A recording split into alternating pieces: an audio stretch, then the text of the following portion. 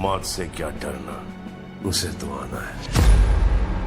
সালমান খান বলিউড ভাইজানের স্টার লেগেসির কাছে সবকিছুই যেন ফিকে, কিন্তু সাম্প্রতিক সময়ে ভাইজানের এই লেগাসিতে কিছুটা হলেও ভাটা পড়েছে। বলিউডের সবচেয়ে বেশি ব্লকবাস্টার হিট দেওয়া বলিউড সুলতানের কামব্যাক নিয়ে ভক্তদের অপেক্ষা যেন বেড়েই চলেছে। কিসি কা ভাই, কিসি কা জান, টাইগার 3 আর সিকান্দার, ভাইজানের সর্বশেষ 3 সিনেমার সাফল্য তার নামের সাথেই বেমানান। এরই মধ্যে সালমান খানের জন্মদিন 27 ডিসেম্বর মুক্তিও পেয়েছে তার আপকামিং সিনেমা ব্যাটেল অফ গালওয়ানের টিজার। ভক্তদের জন্য ভাইজানের এই উপহার কেমন ছিল? সুলতানের কামব্যাক নাকি হতাশার সাথে অপেক্ষা বাড়বে? সাথে এই সিনেমার খুঁটিনাটি সবকিছুই জানবো দ্য ক্রিটিক্স বাংলার আজকের পর্বে। स्वागत तो करो हमारा। জন্মদিনের গিফট হিসেবে সালমান খান ভক্তদের জন্য মুক্তি দিলেন তার আপকামিং সিনেমা ব্যাটেল অফ গালওয়ানের টিজার, যেটাকে টিজার না বলে বরং ফার্স্ট লুক বললে ভুল হয় না। 72 সেকেন্ডের এই ছোট্ট টিজারে ভাইজানের স্লো মোশন লুক ছাড়া কিছুই নেই, আর তাই সমালোচনার ঝড়ে বিদ্ধ হচ্ছেন সালমান খান। অনেকে তো এটাকে ফ্লপের তকমাও দিয়ে দিচ্ছেন। প্রশ্ন উঠছে তার ইমপ্রেশন লুক এবং টিজারে দেখানো ফাইট সিন নিয়েও। লুক বা অভিনয় নিয়ে যারা প্রশ্ন উঠান তারা সালমান খানের সিনেমাই দেখেননি। 60 বছর বয়সে এখনও তিনি যা করছেন, ব্র্যান্ড ভ্যালু তো আর এমনি এমনি আসেনি।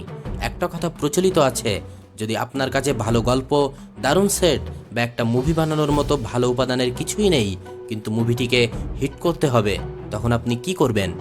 উত্তরটা সালমান খান। स्वैग से करेंगे सबका स्वागत। নামটা যখন সালমান খান, টিজার দেখে ফ্লপ তাকমা দেওয়াটা বোকামি। মিনিমাম অপেক্ষা ট্রেইলার আসা পর্যন্ত হওয়া উচিত। ব্যাটেল অফ গালওয়ান 2020 সালের চীন ও ভারতীয় সৈন্যদের মধ্যে লাদাখের বিতর্কিত গ্যাংগাং হ্রদ, তিব্বত স্বায়ত্তশাসিত অঞ্চল ও পূর্ব লাদাখের প্রকৃত নিয়ন্ত্রণ রেখা এলএসসি বরাবর কিছু স্থানে মারাত্মক সংঘর্ষের সত্য ঘটনার উপর নির্মিত হচ্ছে। কর্নেল বিক্কুমালা সন্তোষবাবু 16 বিহার রেজিমেন্টের কমান্ডিং অফিসার এই যুদ্ধে নিহত হন।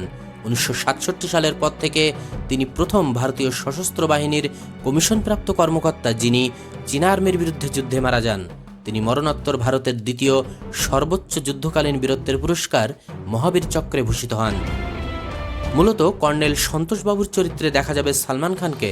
একদিকে প্রশাসনের উপরমহল থেকে নিষেধ করা হয়েছে চীন বিদ্বেষী মারাত্মক কোনো কিছু যেন এই সিনেমায় না দেখানো হয়।